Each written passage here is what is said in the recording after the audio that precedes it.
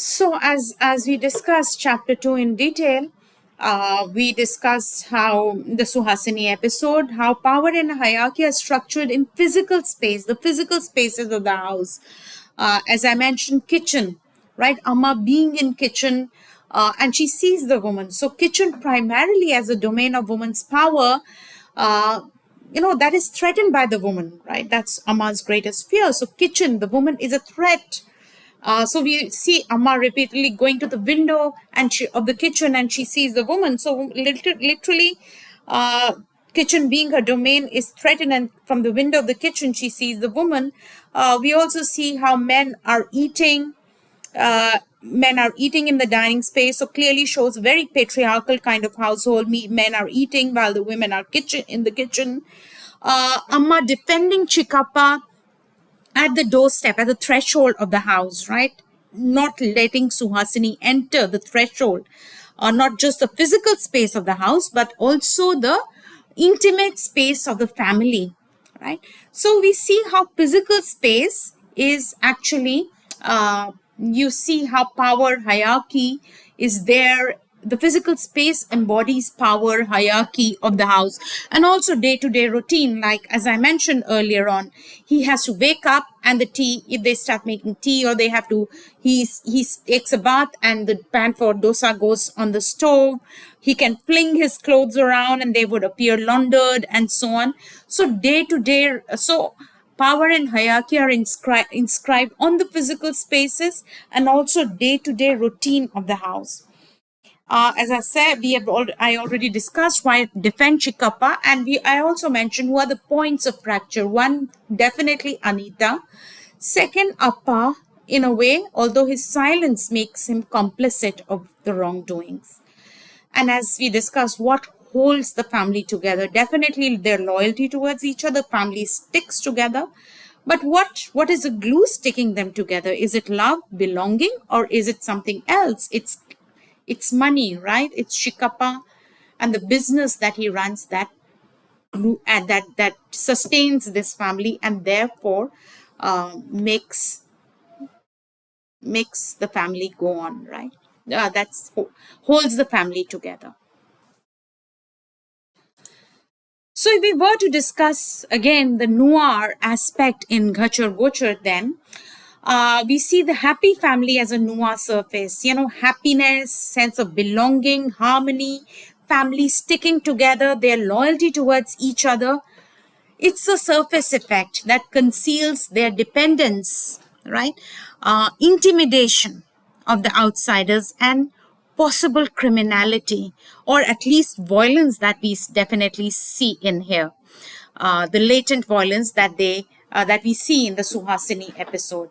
The family home in itself becomes a noir interior, right? The ordinary domestic spaces where the meals are had, they have meals, they converse, they have tea together, the conversations where the power and hierarchy of the household is manifested, is displayed. Remember, when they are having tea after Malati has come back, after the recovery of her jewelry from her in-laws house, they're all laughing, having tea together, they're all gloating in their power over, the way they bulldozed Malati's in-laws family.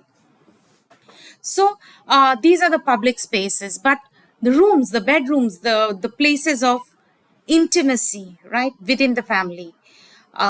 This is where Anita uh, exhorts the narrator to go and work. This is where he asks her, how could you say silence, right? How could you stay silent when Suhasini was being abused? So rooms are where private conversations, secrets, silences, dissent. So the dissent happens in rooms, dissent happens in silence. The conversations show, or are a display of power. Living room, in a way, is where the power is displayed, is exercised, right? So that is where that is a space of exercising power. Kitchen is another space of women exercising their power. As I said, Amma sees Suhasini from the window of the kitchen. So in a way, Kitchen is a domain that is threatened by Suhasini if she enters the house. That is the domain of Mama's power. So each room is a node in this play of power and hierarchy. Common spaces where power tussles happen, where they are exercised, where power is practiced, and private spaces like bedrooms, which are spaces of secrecy and silence. So the home, right? The home in itself becomes a sphere of uh, noir interior kind of a thing. And we can also, in a way, if we think of, if we want to go to the detection, what are we working out? What are we trying to understand? We are trying to understand the power play, what lies behind this very happy the dysfunctionality that lies behind this happy, harmonious, upwardly mobile family, right? We are trying to understand how this family works, right? What keeps this happy, harmonious family together, and what is revealed, what the text reveals is the dysfunctionality. It's the novel is, as I said, it's not a conventional crime fiction. I have talked about this. Zvetan Todorov, when he talks about detective fiction, he says that there are two narratives that, or dual narratives that work together.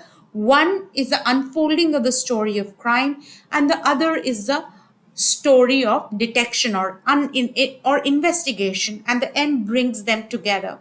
But here the novel works in a more linear manner, in the sense that we are not seeing, we are seeing how this family slowly deteriorates and becomes criminal. We are exploring the violence or criminality that becomes a part of this family, how it becomes a family. We see how the family devolves into a criminal entity, how it goes on to commit a crime. So the narration in itself is an act of recording what is a crime happening here. Again, every chapter you can ask, what is a crime happening here? So witnessing and recording the slow disintegration or devolving, how the family devolves into a criminal entity. Now chapter 3 and 4 are about the past, right? The past that is over now. The past that was full of poverty, not poverty, but lower middle class, a kind of, no, there was a lack of abundance, rationing, as I said, rationing and responsibility, a strained past, which he says Anita does not understand, and therefore he cannot understand why we why Chikappa must be defended at all costs. So chapter 3 and 4, we get a glimpse of the family's past, which explains their present. So we go to the past, and chapter 3, it begins with Appa, the father. Now, father should be the head of the household rightfully. He's the oldest son in the family. The entire family, Amma is his wife, Malati and the narrator are his children, right? So, Appa actually uh, is the oldest person, the oldest man in the family, or the head of the family, so to say, ideally as an eldest son of the family, but clearly as the family becomes prosperous, who gains upper hand is a man who's the member of the family who's bringing in the prosperity, who's the source of prosperity, who's bringing in the money, and therefore Chikappa, in a way, has usurped Appa's position in the family, the father's position in the family, and we get to know how that happened.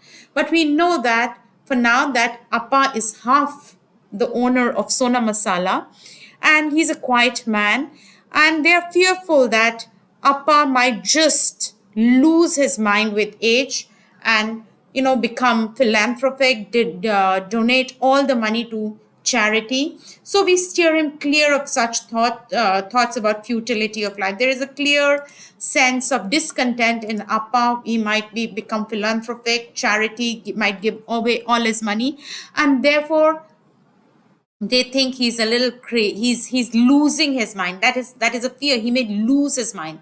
What does it entail, losing his mind? That he might give all the money to charity. So in a way, then he must be saved from that. He must be protected from that. Right? Appa enjoys current prosperity with considerable hesitation as if it were undeserved. So there is a kind of discomfort with their prosperity. Appa. So as I said, Appa, apart from Anita, Appa is another point of fracture. But at the same time, his silence, and at the same time, he might feel undeserved, but still he enjoys our current prosperity. And this makes him complicit in the way this prosperity is sustained. Then we come to know about the past. It's his salesman. He was a salesman, right? Uh, Before going there, look at that. Swayed by lofty ideals, don't think people who are swayed by lofty ideals don't think twice about doing these things. Like, what are these things? Noble causes, charity, pour down the drain of some noble cause, right? So giving to money is like pouring money down the drain. Lofty ideals are a dangerous thing. They don't think twice. People are swayed. Lofty ideals are dangerous, right? They're dangerous. They might cast one's own family out on the street, and that is an achievement. So Appa is a real danger because he has lofty ideals. So economic rationality supersedes morality, right? Economic rationality supersedes morality. Noble causes are a waste of money, pouring money down the drain. Lofty ideals are a source of danger for this family and its way of living. But the past, Appa's past, he used to be a salesman for a company dealing in tea leaves. His salary was barely enough for all of us to subsist in a city like Bangalore, but we managed to get by in a small rented house, and we had enough to feed and clothe ourselves. So, what if the clothes are sometimes old, and if we didn't always feast, neither can it be said that Malati and I ever went to bed hungry. So it's barely enough, or barely enough, like there is no extra, there is no excess. The family lives in a very frugal and austere manner, right?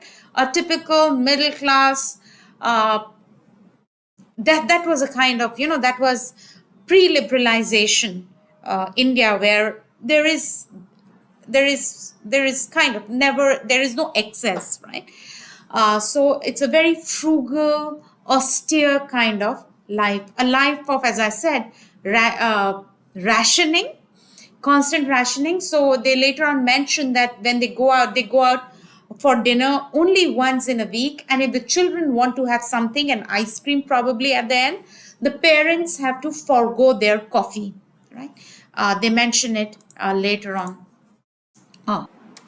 Yeah, it is mentioned in chapter 5, not in chapter 3, but eating in a restaurant had been infrequent and they would go every Sunday. Budget was fixed. It brought a masala dosa for each and a single coffee shared between Appa and our Amma. And then sometimes one of us would ask for another snack, and then Appa wouldn't feel like a coffee. So we see various instances of such frugality. Or later, or at another place here, yeah, it is mentioned, the company would give something every year at the sales conference, and the family looks forward and speculates. And the house alarm clock, iron box, suitcase, everything has come from the conference. And as the conference approached, he'd recount to Amma the speculation in the company about the year's gift. We once went nearly a year without replacing our pressure cooker because there of an unfounded rumor that was what about what was to be given in the conference. So, a kind of very these things, all these things, they have waited for it: alarm clock, iron box, suitcase, pressure cooker. They wait for it, and therefore that's what makes these things very precious. If you remember, there is another place where they get the stove, the stove. You would remember the the banter, the happiness in the family. Yes, I think this is in chapter 4, the bringing the cooking gas to our kitchen, right? Chikappa saved for months from his small income. So the relationship between people and the commodities that come into the house is very precious, right? It's hard won. These commodities come with a lot of saving, a lot of waiting, so that's what makes them precious. So he saves for months and brings in a cooking gas, and it's such a heartwarming episode in the family. The worksmen bring in the cylinder and the stove, and they place it in the middle of the kitchen, pull them together, showed us to use the flame, and left. We had already decided where to install the stove, but we went over the matter again at some length just to prolong the moment. They're enjoying the moment. Amma repeated at least 10 times as she heard the tea would be made in 5 minutes, it's very endearing. The entire family is so excited about the cooking gas in the kitchen. She wondered if the food cooked standing up would be as tasty. She joked, "Don't ask me to make tea again and again, simply because it will be quick to make," and so on. They talk about how long the cylinder would last, and so on. The relationship between things. So we started with the discussion of Appa's income, which is barely enough, but yet nobody went in hungry. Nobody, they were clothed properly, even if the clothes are old.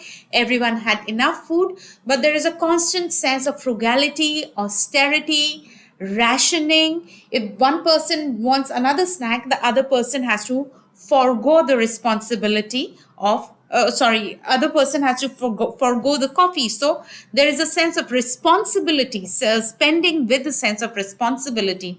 Chikkappa saves, does not spend all his income. He saves to bring in the cooking gas to the kitchen. So there is a kind of responsibility towards each other. It's very different from what we see now in this family. The casualness with which the things are treated. Remember Malati's wedding. They bring in everything. They just buy everything. It's like an orgy of shopping. That's what it is called. Or when they move to the new house, the furniture, the house gets full of mismatched furniture because they go crazy shopping for the house.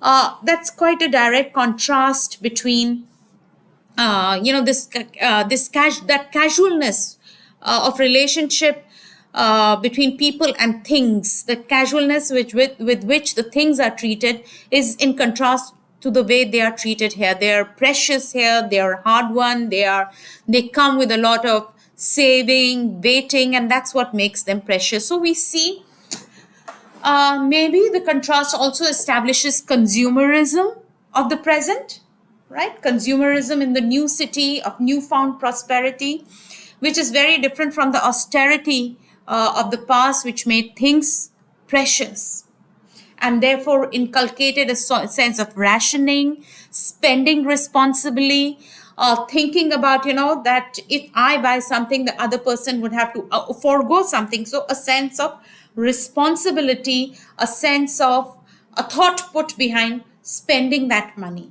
because it is scarcely enough. It is limited. We also get to know that Appa is a very upfront man, right? Not one paisa should go astray when he's working on his accounts every day. He is a salesman, very hardworking, right? He would polish his shoes every day. One glance at his scuffed, dusty shoes was enough to betray the nature of his day's work. So, a hardworking, upfront man, very diligent in keeping the accounts. Uh, Also, I think a shared sense of responsibility. If Appa works that hard to get enough money so that everyone is clothed and fed properly, then Amma is equally responsible for managing within that money, right? So a kind of very traditional setup. The man goes out to work, the woman manages that house, but a shared sense of equal responsibility, right? Equal responsibility both of them have towards the children and also towards Appa's younger brother who's still studying at that time. So they're looking after the brother. They are educating him as they're educating their own children. So a kind of prioritizing each other, right? Prioritize, that's what holds the family together.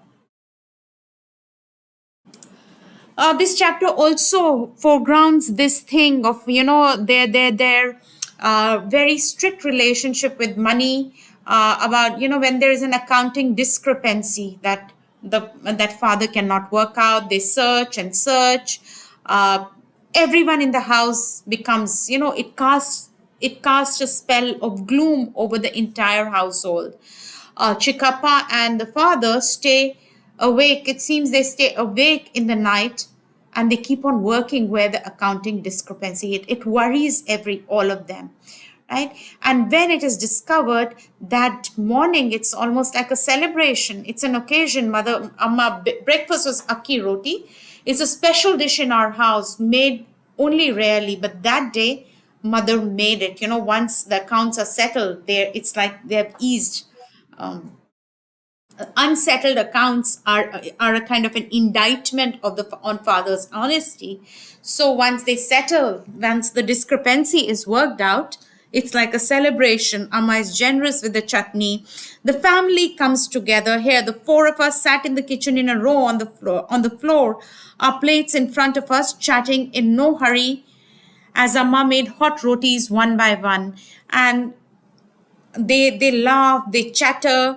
The Malati couldn't bring herself to stop. She'd stifle her laughter, raise a piece of roti to her lips, and start laughing. So they're laughing together. They are laughing. Solidarity. I too joined Malati, laughing uncontrollably in solidarity. I think this is one of the very few uh, instances in the novel where we see this kind of solidarity and pleasantness. And interestingly, it does not happen when they become rich, but they happen at the most inopportune, the most unpleasant, most harsh times, in the harsher times of their life. However, the father loses his job. The father loses his job as because it's a kind of a structural employment. He is loses his job because another bigger company, as I said, Bangalore is changing. Internationalization, globalization, a bigger company is coming on and taking over the distribution of that small tea company. And father's job, appa's job, is a casualty. It's like a structural unemployment. He's given VRS is retirement scheme, voluntary retirement scheme, a kind of a severance money, and he's asked to leave. And that kind of worries everyone in the family, because he's the only earning member of the family. So as I said earlier on, there is no security, absolutely no security. The family is able to survive only because the father is works hard, right? Father works hard, and amma manages within that income. So it's very easy it would have been very easy for this family to slide from their lower middle class existence to poverty, had Chikkappa at that moment not risen to the occasion. And that is how, when the father loses the job, and they are all worried, Sona Masala, Chikappa puts forward the idea, and Sona Masala becomes a reality. Yet we see, and as they kind of, even from its inception, right from its conception, right from its start, the masala, the Sona Masala, the business is a family business held equally by the two brothers, right? When Chikappa then said to Appa, "You will be 50% partner in the business. The family is together. There is nothing wrong with the two brothers. Neither of the brothers, they are quite they're a unit. You will be 50% partner in the business," and he has been as good as his word. My father owns half the Sona Masala's considerable assets. Right? So they are together. The family is together. The business is together.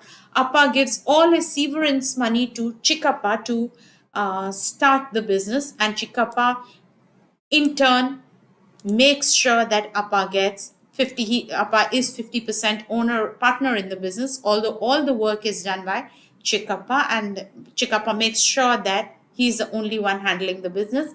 Yet the father, his older brother, is gets half the money. Why? Because they are a family, they belong together.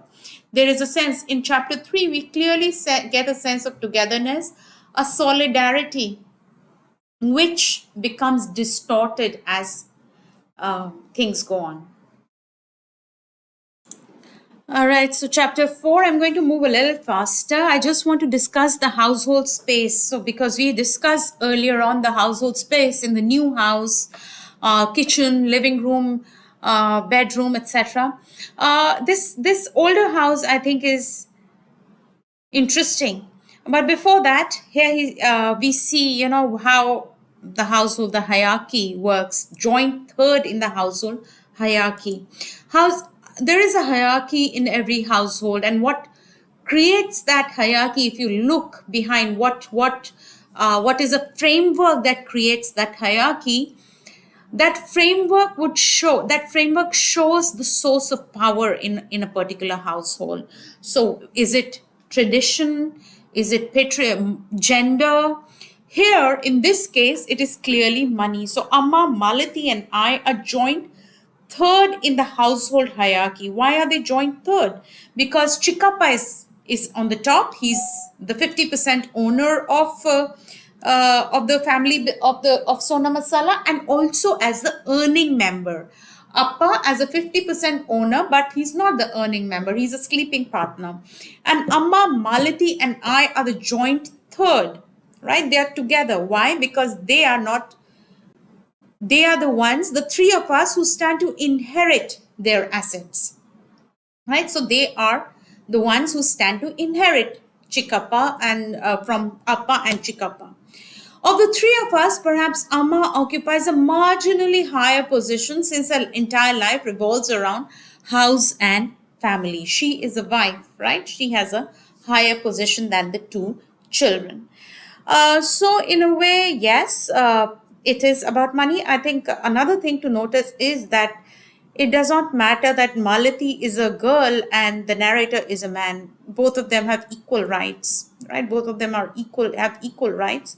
So they're equally dependent. So there is no son preference in the family. Both of them are equally dependent on and have equal entitlement to Appa's and Chikappa's assets. So, five of us used to live in one of those teeming lower middle class areas of Bangalore, small houses packed together. This is like previous household. And Amma, we waged a war against ants. We see the ants all every time on the cover. What is it about ants? So so this previous house we are told was like a train compartment, right? Like a train compartment here. One house, four small rooms, one behind another, right? So it's like a train compartment, which clearly shows that it's a lower middle class household, not planned, not a very well planned house, one room leading to another. The front door you could open front door from inside, and you're right on the road. So there are no stairs, and there is no threshold like we see in the Suhasini scene. Appa had been living there since before he was married. So it's an old house. The first room was big enough for a wooden bench it contained. That was where Chikappa slept. Now, if you see in this nuclear family of Amma, Appa, and their two children, Chikappa is an extra member, right? He is a part of the family and everyone looks after him, but yet he is an extra member of the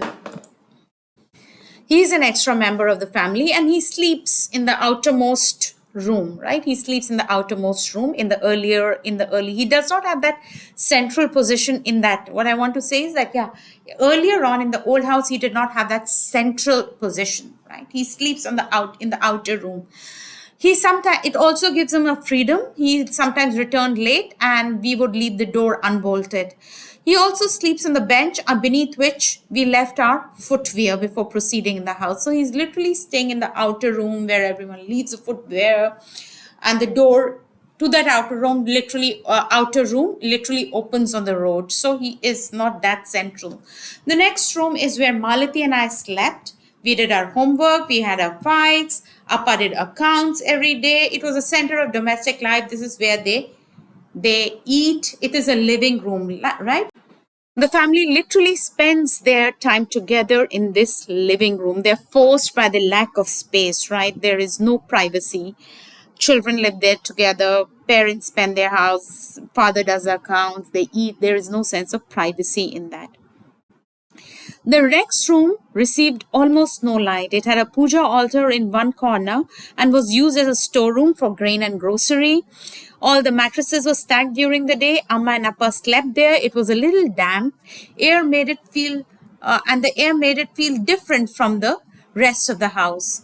When the oil lamp in front of the altar went out, it released a strand of dark smoke that filled the room with a sooty smell.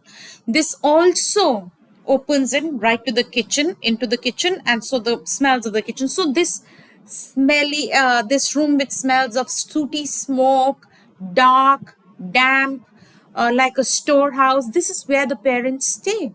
What does it mean? What does it suggest? What does it show?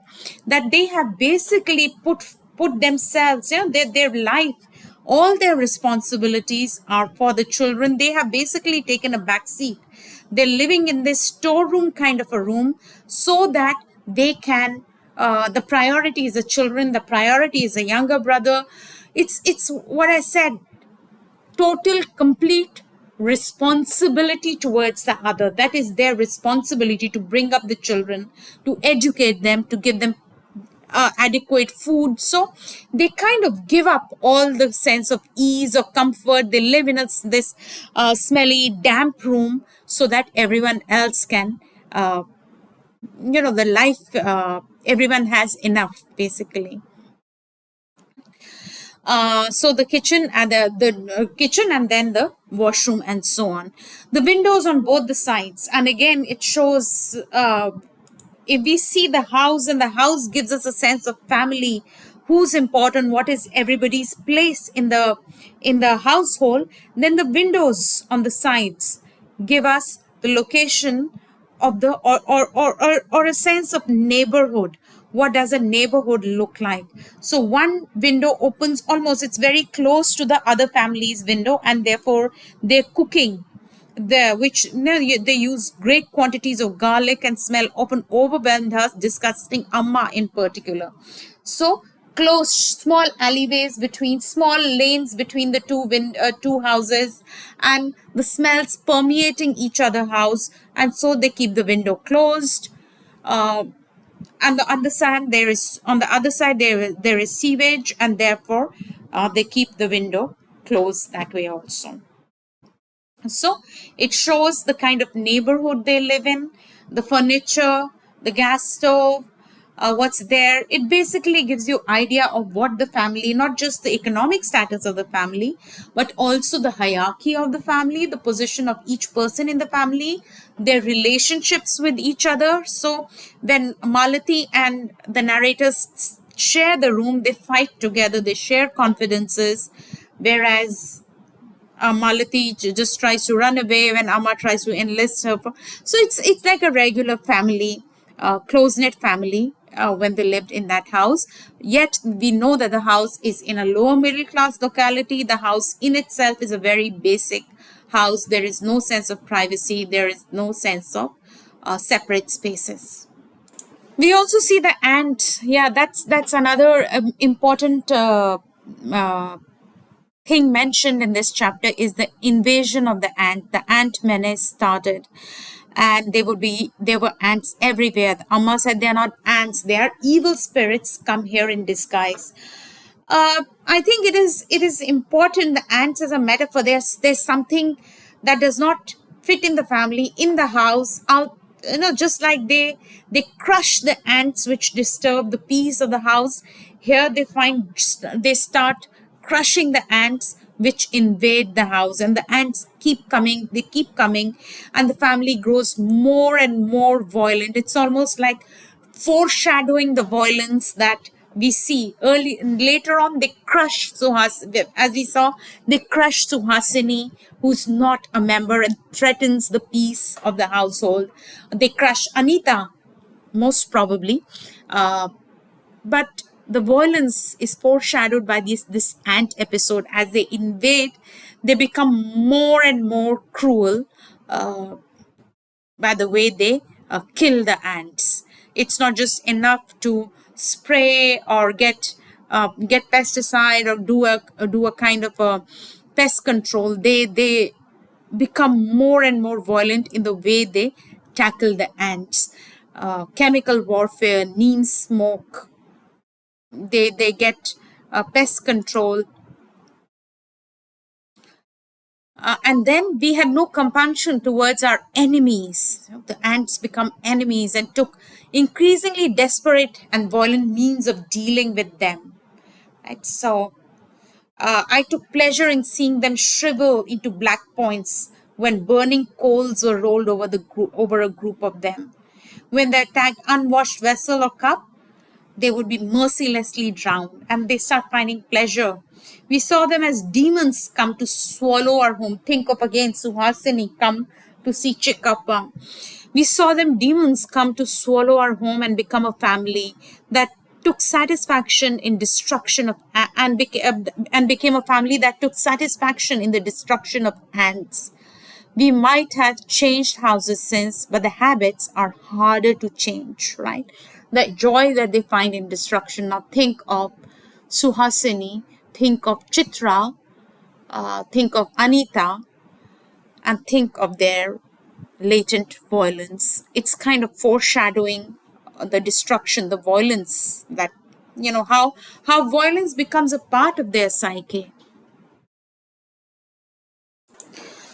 Yeah, so that is chapter 3 and 4, scenes of leaving the old house. It's like, the dust and debris of the old house. In a way, the past is being shed, right? When they move, he mentions how everything is covered with dust and soot. It's almost that, like, that they're leaving behind the dust and soot, the debris of the past in the old house as they move to the new. Yet they carry some ghosts, they carry some furniture that they're not able to give. They also carry their fears, they also carry the sense of insecurity, they also carry the sense of, that this is too unreal. This prosperity that has come so fast is too unreal and it can go away. So that insecurity that they carry to the new house. So home as a Noah setting, Shanbhag gives us rooms, meals, family conversations, marriage, money, and silence. Domestic interior becomes a place where fear gathers, which turns on the insecurities and every day-to-day routine in day-to-day spaces of the house become markers of fear, distrust, and secrecy.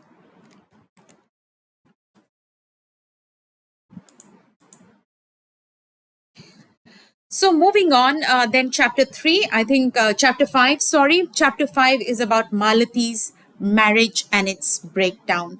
A couple of things I think you would remember, the way they indulge in shopping and the way they plan the banquet, it's like an orgy of shopping. Everything they like, they buy, saris, jewelry, they order everything for food. So it's like, earlier on what I mentioned, frugality, austerity, now we see a complete opposite. The casualness about things, right? The casualness with which they treat things. And slowly that casualness with which they treat things becomes a casualness about relationships. Especially, it becomes evident when the narrator thinks, when they are talking about the breakdown of Malati's marriage, I wonder if she would have given up as easily if Appa had still been a salesman, right? So, does it mean that with prosperity, with aspiration, hope, modernity, or whatever, uh, relationships with people, relationships with things become extremely casual, very, very not really hardly, not really well knit. Everything is casual. Everything is kind of, you disposable. All relationships are disposable. All things are disposable. So consumerism that we say, buying new things, disposability of things, kind of becomes a part of relationships as well. So that is one thing. Also, I think the entire episode about when they go and try to talk to they when they go and try to talk to Malati's family, and later on when Malati goes to recover her jewelry, uh, we see that we see the violence again, another episode, another instance of violence that has become a part of day to day of their relationships of this family. Let's go and read. Yeah, this is a scene. This is where Malati goes and to recover her jewelry. She takes Ravi, who is a recovery agent of Sona Masala. Why does Sona Masala need a recovery agent? So clearly, they recover money by using brute muscle power, threatening. Ravi is a person, he's like a goon, a thug. Who are so he Malati goes with Ravi. So he goes with Ravi. Why? To show the brute power, the muscle power, to scare her in-laws. The mother-in-law immediately asks, "Who are these people?" She asked me, "Just my uncle's friends." I told her, "I is Malati." "Are you trying to scare us?" the mother-in-law asked. Just then, Ravi pushed her inside and entered the house. So we see again the play of violence through which the power is exercised. Vikram and his father emerged from the room. Vikram is a husband. "What's all this? Who are all these people?" "I'm going to phone the police." And Ravi just stepped to him, gave him one tight slap. So another instance, pushing the mother-in-law, slapping the husband, and then he takes out a knife and says, she says, "I've come to take my jewelry." And Ravi asked, and he got out a long knife and placed it on the table. One of the guys with Ravi shut and bolted the door from outside. So clearly a very threatening situation. Uh, and she has basically does that to, again, as a show of power. But again, nobody has stopped her from taking the jewelry, and nobody's fighting with her about the jewelry. So why that show of power? Why to cow down? But again, as I said, it's another incident of violence that we see in the family that has become a part of this family. It has become a way through which they deal with the world, right? Whenever they have to deal with outsiders, whether it is Suhasini, whether it is Vikram here, violence is one of the ways they push their way through. It's their way to deal with this world. Why does a marriage break? The marriage breaks because Malati expected him to spend more time with her. Initially, they had small fights, and then she says he doesn't care. And I find the narrator interesting because he can see through the things, right? Perhaps her vision of an ideal life lacked room for hard work. Later on, as I said, he also says, "I can't help wondering if she would have given up as easily if Appa had still been a salesman." So he's insightful. He can see things. He can see beneath the surface, and he tells us what's wrong. But he's at the same time he's complicit because he never really stops. He never really questions. He's a part of this violence, and he's as entitled as Malati or anyone, Amma or anyone. He's a part of that, even though he stays silent. So he lets all these things happen. So essentially, the marriage breaks down because Malati cannot understand, in the ideal life, lacked room for hard work, cannot understand hard work. Vikram too was helpless, having no source of income other than the shop, right? So, so Vikram has to work. Malati does not understand that because maybe that is a part of entitlement. She's seen her family lives on. Chikappa is the only person who works, and the rest of the members of the family do not have to work at all. And yet they can enjoy the riches. And so that's what leads to the breakup of the family. And the final, once she goes and recovers her jewelry in such a violent manner, there is no reconciliation possible. The marriage is over. We also see that, this result of that entitlement, and also another instance of violence in the family. Again, as I said, Appa is one of the Chikappa kind of. Chikappa is very complimentary, happy with what Malati did. Uh, she You should have seen and they are when the narrator comes, they're having tea together, as I said, family conversations, family spaces, living room, having tea together, gloating in their sense of power and entitlement. I took my thali and bangles that they had given me and threw them at my mother-in-law's feet. You should have seen their faces. Vikram's father was sitting mute in a chair. Ravi was speaking to Vikram in a low voice. Every time I heard Vikram calling him sir, I had to control my laughter. I opened the box in front of him before leaving, and I have taken only that as mine. See for yourself, I told him. He didn't. He didn't look, he didn't say a word. I left. And so on. Right? So so kind of gloating, enjoying that violence, enjoying the discomfort of the family, a sense of, the way they have beaten them up, like, of course, slapping, so literally beating them up, but also psychically she has shown her power over the family. Chikappa was sitting. He looks very pleased. Amma didn't approve of the phone call. Was it so important to report that they had tea? Uh, yeah, and Appa didn't seem happy about the day's events. But again, as I said, like the narrator, he does not say anything, and that's what makes him complicit. But here he does. You shouldn't have gone there and frightened them like this. Chikappa cut in. They're all my friends. Nothing to worry about. Don't family members go in these circumstances and bring back valuables? So, goons are like family members, and they have brought back as I mentioned, recovery agents. It's these times we live in. Nothing is straightforward. If I didn't use their help to get payments due to Sona Masala, I'd be doing what all I'd be doing is walking from street to street, knocking on the doors. So, recovery agents, why are the recovery? So, clearly, why are the recovery agents important for Sona Masala? Clearly, there is more going on in the Sona Masala.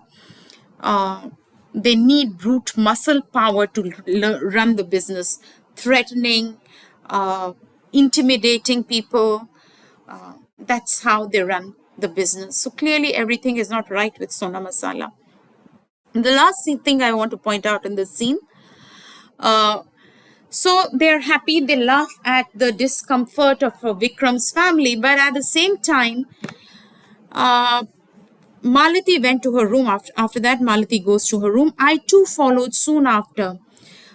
When I When I passed the closed door of a room, I thought I heard sobs from inside.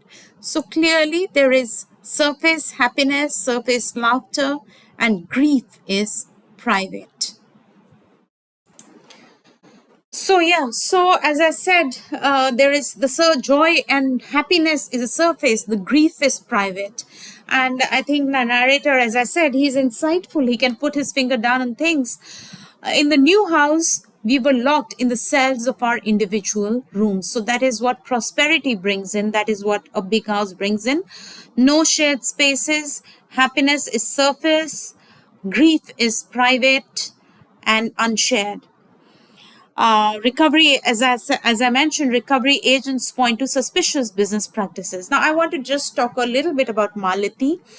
Malati, if you remember, the start of this chapter discusses how Malati does not conform to the, what mother wants to do her. She's not she doesn't share in the household chores. She goes, she eats out, she spends a day out. So she doesn't fit in with that.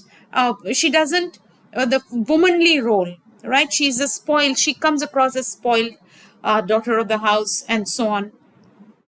But at the same time, she disturbs the domestic peace, right? Mother and she's headstrong. She fights with the mother. She goes against the mother and the father. She fights with the narrator. So she disturbs the domestic peace of the house, but she does not challenge the family's moral orders. She does not resist the moral order.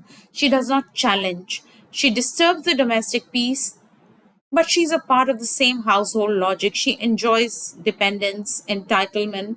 She's loyal to Amma, she's loyal to Chikappa. She also defends, or she also participates in this creation of a boundary line between insiders and outsiders when she returns to the family and becomes a part of the family and clearly keeps her own family out. So she's this part of this in group, this, and excludes Vikram and all those people who are not his or her family. So her defiance, her rebellion, her independence are all confined within this logic of this house, logic of family, where the family sticks together, loyalty, protecting one's own, being dependent on the man of the house, entitled, and so on. And yeah, the episode at her in law's house shows that the family is violent. They celebrate the violence, they laugh it away. The protest by Appa is too feeble. Violence is normalized through the recovery agents. It is used in managing personal relationships, in managing business relationships, and it is absorbed. When he says that, could I have could I have run Sona Masala without recovery agents like Ravi? Chikappa is clearly normalizing the use of violence in business practices. When he says that Malati can do that, they are all friends of mine, and yes, it is okay that she went and intimidated the in-laws. That means violence is normalized and used in managing personal relationships, and therefore it is absorbed into this business and domestic sphere. All right, so that's how the things are when we get to learn about narrator and his relationship, his marriage with Anita. There is quite a lot of attraction. There is we get to know about their honeymoon, and we also know that Anita is kind of sticks out in the sense that uh, she comes from a middle class family. Her father is a professor, so a kind of an idealistic family. So when they decide that they are not going to go with rich families like Malati's in-laws, they go with a middle class family, and that too proves to be that also proved the marriage does not work. Anita is too idealistic. So clearly shows that there is something wrong with this family, which is not able to associate with anyone in any kind of family in the society. So the narrator, the top, one of the earliest or one of the most uh, gravest points of most the greatest point of contention is that the narrator does not work. He just gets a salary from Sona Masala, although he does not do any work. He just goes there and gets the money. So Chikappa in a way guards the business. Appa is not a part of the business. He does not let the narrator also become a part of the business. The narrator just gets a salary, and he gets to spend his days as we saw him at the start in the cafe. So he's literally idle, and which rankles Chitra, right, who comes from a very idealistic kind of a household. So Anita, that's where Anita's problems start with the narrator's lack of, this lack of any effort to do any work. Even when he tries to go to work, within a few days he stops doing, he just stops doing that, and he goes to the cafe and pretends that he's going to work. So Anita clearly does not fit within this logic of the household. Unlike Malati's, her defiance, her dissent is more problematic. She disrupts the image of harmony and happiness, right? That's what makes her troublesome. She does not conform. She questions the hierarchy. She questions Chikappa's position. She exposes a family to the outsiders, or takes the sides of the outsider when she sides with Suhasini, right? She is not ready to be silent about the violence and injustice, and therefore she disrupts the image of a respectable and happy family. And that is what makes Anita dangerous to the family, right? Uh, and again, the narrator sees all this happening, and he tries to manage, but he does not stop the family. He does not, really does not even stand up for his own life and defend his lifestyle to Anita. He's a very passive kind of a character. Maybe that is the reason that Shanbhag does not even give us a name. He's so anonymous. He's almost like erased. There is no individuality. He does not have a voice at all, this narrator. Despite his insights, he does not really do anything in this he does not have a voice in this world, right? He just conforms, does not question. Like, but here, the point you see, happiness becomes a coercive structure demanding conformity. These are all the things that the narrator does, and Anita resists, and that is why their marriage does not work. That is why Anita becomes a threat to the family. uh, it also shows us that happiness or harmony can be extremely oppressive because they require acceptance of the family's moral order without question. That family should not be questioned. Their practices, the violence has to be accepted. You stay silent and become complicit in the violence that the family is perpetrating, or you perpetuate that violence. So you can either be Malati and side with Amma and throw out Suhasini, or be like Appa or the narrator, stay quiet and therefore become complicit in that violence, right? So happiness and harmony is dependent on that complicity. It requires acceptance of the family's dubious moral order. When Anita disrupts that harmony and happiness, she's like a killjoy, right? She destroys happiness. Killjoy, Sarah Ahmed. You can read this book. It's a very interesting book. Sarah Ahmed, Feminist Killjoy. Please read this book. So yeah. So Sarah Ahmed characterizes Killjoy as somebody who disrupts the social fantasy of happiness. Uh, this happiness is a fantasy. It's a social fantasy. Actually, it hides corruption. Actually, it hides moral corruption, silence, oppression. Therefore, and when the killjoy destroys that, she is blamed for creating a problem, even though what she's actually doing is that she's revealing the problem that exists. So person who points out the violence therefore is held responsible for disturbing the peace of the household.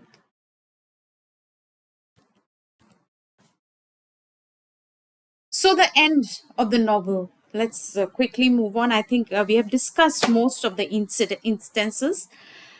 The last we see is Anita leaving the house, and we have very vague, unclear ending. That unclear ending as punishment of the killjoy. And Anita is a figure who disturbs the family's happiness, then her possible disappearance becomes logical within this domestic system.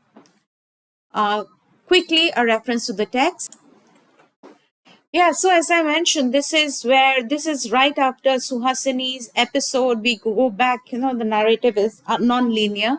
So we go back to the same evening same morning where they have a fight about Suhasini. Right, so they have a fight about Suhasini, the mother, and the mother says that, Malati says, not Anita, if women don't support other women, who will, right? She's arguing on behalf of Suhasini, and the mother says, so to support women, you'll indulge just about any homebreaker. And she asks, what makes you think she's a homebreaker? But this characterization of Suhasini as a homebreaker and Anita siding with the homebreaker makes her a homebreaker herself. So she becomes, she becomes an outsider. She shows that she's not a part of the family by dissenting with the family, not agreeing to protect Chikappa, fighting for Suhasini, and so on. She's quite upset, and that's where I mentioned, yeah, she points out that she would go to the police, right? And those last words of hers sent chill through me. And why is that so? Why is he so afraid? Why is he so afraid? Would it be, I mean, what is it about the police that's happening here? We are never told directly, we are just given hints. Why would Anita go to the police to tell that they threw out a woman who insisted on meeting Chikappa? Uh, is she going to complain about that? And why would that send a chill through the narrator? The police, why is there strange fear? We tended to be on edge. Why? Why? Have they been doing something? So there's clearly something about the police we do not really know, but we know that there is something with Ravi, with all that violence, these instances of violence, that there is clearly something underlying the family. Later on, after Anita has left, he's going, the narrator is kind of going over her things. He looks in one of the flipped top drawers of her. He's kind of meddling around with Anita's drawers. It had some certificates. Yeah, so we do not know why that police strike such fear in his heart, but we get incidents like, yeah, when he is looking at this in the drawers, he finds an old newspaper cutting, the death notice of someone named Varasita Lakshmi Shankar. Those photos showed a scrawny middle-aged woman with large eyes. She had died in previous June. There was no information about how she died. Strange, I didn't remember Anita having mentioned her to me. Must be a relative. My mind was running in all directions and I composed myself. So there are clearly hints of something that is seething underneath, which we never get to know. And this is a final scene that we see of the family again together, happy. Anita has left. There is a kind of lightness in the family. They call each other by their their names, the nicknames that they have for each other. Queen M, Chikappa refers to Malti as Queen M, and she calls Chikappa Jugnu. So a kind of they buy gifts for each other, right? So a kind of, again, we see a family, the facade of happiness, harmony, the killjoy has been removed, and the family is happy. The house came alive with banter. It was as if Anita's absence allowed us to be ourselves without inhibitions. Amma is smiling, Appa is enthused. So it's almost like the same earlier for happiness that we saw, but there is something. The course of the narrative so shows that there is something disturbing about this happiness, and we again get a hint here. They talk about, you remember Manjunath who lived on our street? It seems his father was visiting him there and he died in his sleep the other day. Um, they talk about Manjunath. They talk about, I think she said similar things when Manjunath's wife died. So Manjunath, let it be, Amma said. The whole town knows that he killed his wife. Wasn't it just afterward that the old man ran off to village and so on? All these men would hang around Manjunath's house to, and then they blame the wife that, the wife was not a person of good character, that all the men would hang around the house waiting to get a glimpse of her. Chikappa describes what happened the whole day, and he describes the role of police. Police were bribed, the body was cremated. They discuss the death of this big, an acquaintance's wife who was probably murdered. And then they say that they hold her responsible. She wasn't blameless. They had a terrible fight. It was about her business. No one knows how exactly she died. They went around claiming she had all sorts of illness, but it was completely nonsense. Who dies suddenly of natural causes at such young age, and so on. So they discuss the murder. They discuss how they she was killed. They knew that somebody left the gas stove, a cylinder open, right? A gas leak in the kitchen. There was gas leak in the kitchen. She's the first person to enter in the morning, so they left the gas on in the night and closed the kitchen door. She was on fire as soon as she entered and turned on the switch. So that's how she was killed. And then Appa says these days it's become so very easy to commit murder. People go ahead and kill someone, but then they get caught. Remember that techie who recently killed his wife? He was caught because of his over planning. He laughed. Malati said, "It's that Suniti murder you're talking about. Poor fellow was caught using two sims and so on." The idiot, Chikappa said. He confessed that he killed because she wasn't taking care of his parents. She's dead and he's in jail. Who's taking care of the parents? If only he had planned a little better. And then Malati asks what he could have done, and then Chikappa says what he could have done. This is what happens to people who think they know everything just because they're educated and have watched few films. You should hear Ravi talking about his gang's exploits, some of the accidents they have planned, and are simply unbelievable. So there's newspaper clipping of a death, and here we have hints of Ravi. Who, your friend Ravi? I thought. Malati's voice sounded a touch more excited than it should be. So we are seeing this kind of family in this unguarded space where they are left gloating, laughing over murder, how some people get caught because they overplan, excited about the idea of murder. They talk about how the murder is so easy in the city, how what a well planned murder is. Ravi's who how Ravi has been a part of all this. Ravi who helped Malati. We also have veiled hints at Malati might now have a relationship with Ravi. We know that Ravi is Chikappa's close friend. So we have all these, and then Appa is, as I said, complicit but uneasy about it. "What are you talking, Appa?" asked. He looked upset. "You're all talking as if it's right to kill someone when it suits us." Chikappa sighed. "Coffee King is living in another age," he said. "These things are not as big a deal today. I haven't brought it up before, but do you know how much I pay as protection money on behalf of Sona Masala? Everyone else does it too. You never know how you might need these people. How you might need these people.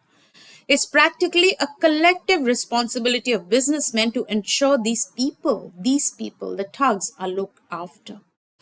Right? So violence is a part of business, but the entire discussion about the techie killing his family, Manjunath killing his wife, Manjunath killing his family, Anita's disappearance, Veera Sita Lakshmi Shankar, the newspaper clip that he found in Anita's drawer clearly shows that personal relationships are also managed.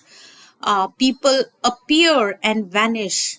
They have people come in from faraway states who vanish as soon as a job is done, right? So people appear, kill, and vanish. People appear and they're murdered and they vanish.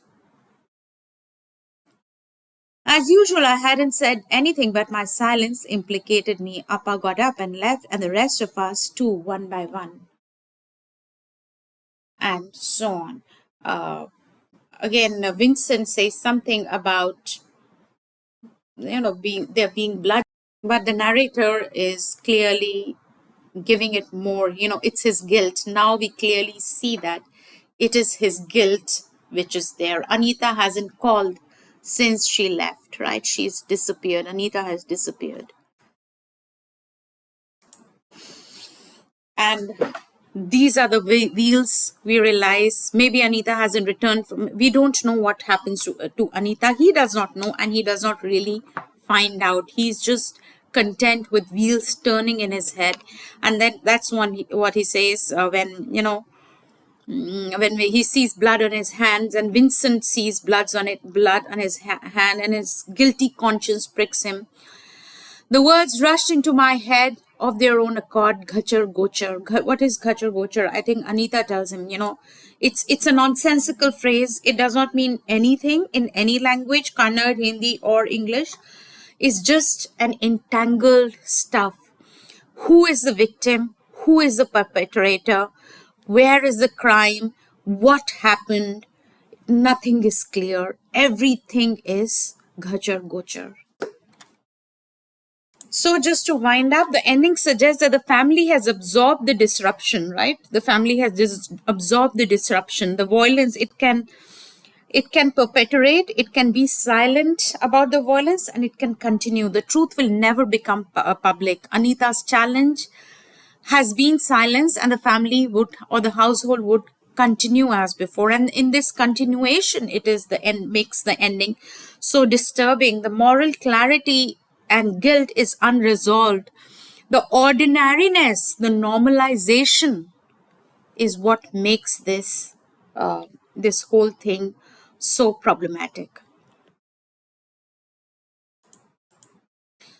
So, just to wind up, then, the novel shows family home as a domestic space of domestic noir, ordinary home, rooms, meals, money. Silence has become charged with suspicion. There is clearly charged with suspicion, secrecy, suspense. Every time there is a conversation happening, especially in the end, you know that it's indicating, it's hinting at something else. It does not follow the classical crime novel structure. Instead, it produces non-detection. There are clues, there are hints, and then there is atmosphere of dread, terror. There is violence. And that's what makes this violence more terrifying, is that there is no confession, there is no closure. The secret is never going to come out.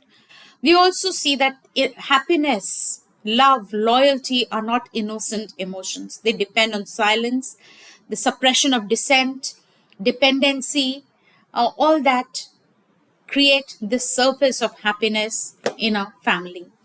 Anita, as I mentioned, functions as a killjoy because she interrupts the family's false harmony and exposes what the household wants to hide. And so, in a way, when we see she's a killjoy, Malati also rebels and is defiant, but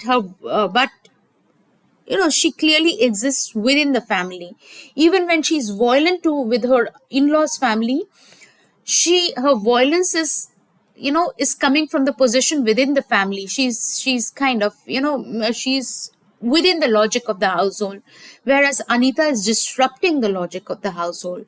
So the ending leaves us with the central domestic noir question, not simply what happened to Anita, but how can an ordinary family normalize, absorb, think that murder and violence are a way of life and continue. That is what leaves a sense of resolvable sense of uneasiness and dread.